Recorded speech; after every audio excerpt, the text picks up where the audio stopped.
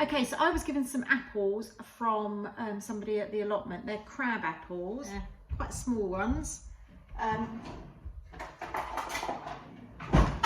We were going to give them to the pigs, but when she knew that I like to make jellies and things, just have a look at that. Just look how gorgeous that is. I said I'll take them, and I'm going to make some crab apple jelly. Actually, I'm going to make rosemary jelly with these, and I've also got, I've just had them sitting in some water with lemon. We had an apple and blackberry crumble today, and the cores and the peels and things from the apples for that I saved as well. So I'm going to pop it all in to a preserving pan. All you've got to do is chop up your apples.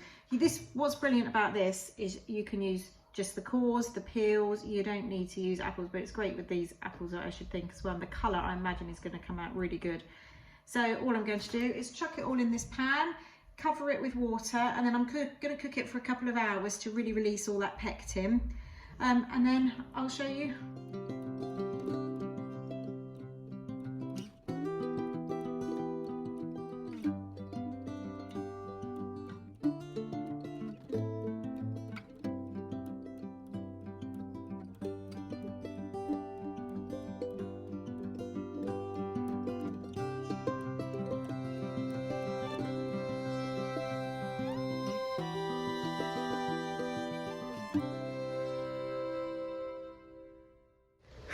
Okay, so it's almost dark, and I just need to get behind this loose strife.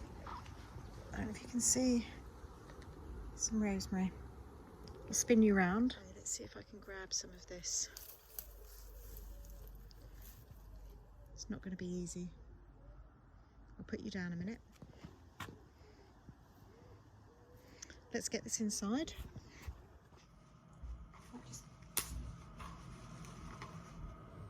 Okay, so I'm just going to pop that in on top of the apples.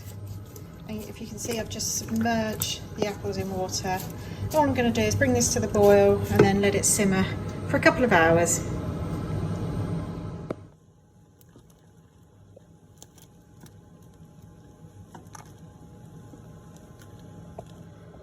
So as you can see, that's really cooked down now. And we're going to strain it through a jelly bag. I will take. Okay, so I've got a bowl and I've got my jelly strainer. I've also got my jelly bag that I've scalded. So I'm just going to pop this on here.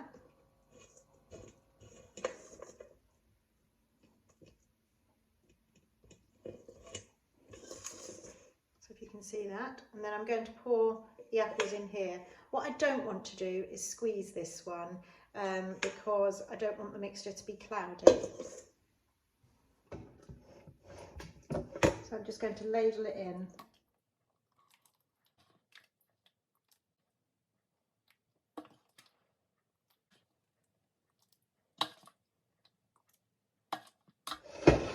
So it's actually quite full. I've got a tiny bit left in there, so I'm just going to leave this to drain for a little bit before I put any more in. And it is coming out beautifully, beautifully clear. So what I'll do is I will leave this overnight. I'll probably cover it with something just to make sure that no flies get on there or anything. And then we'll come back to this in the morning.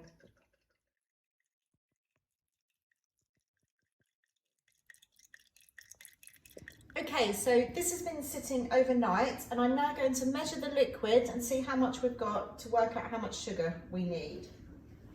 Don't be tempted to squeeze this, otherwise your jelly will be cloudy. Right, I'm just going to pop this over here. I've got just under 1.5 litres of juice. So to that, I'm going to add 1.5 kilos of sugar.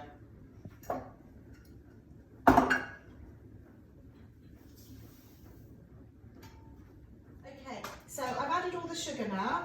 I'm just stirring it to help it dissolve. I'm going to take it over to the hob and we're going to heat it gently. until all of the sugar is dissolved, and then we'll bring it to a rolling boil, and we'll boil that until a setting point has reached. Whilst you're waiting for this, you can be getting your jars ready. Obviously they need to be clean and sterilised.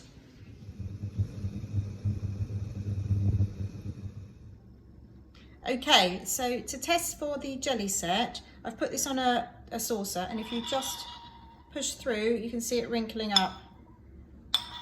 And that's a perfect set. Oh, look at the colour of that, that looks so good.